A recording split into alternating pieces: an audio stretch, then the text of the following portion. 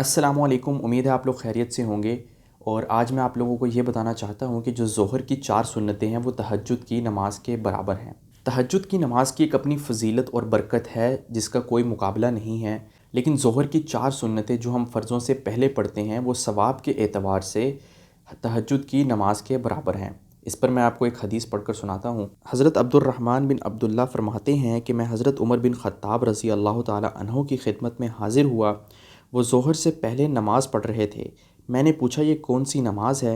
हज़रत उमर रज़ी अल्लाह अन्हो ने फ़रमाया, ये नमाज़ तहज्जुद की नमाज़ की तरह है।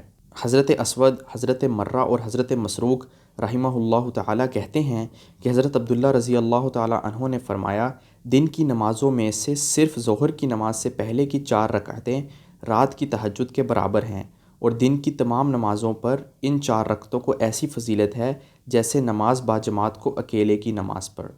तो हमें कोशिश करनी चाहिए जो फ़राइज़ से पहले की 4 सुन्नतें हैं हमें उन्हें बाकायदगी से अदा करना चाहिए।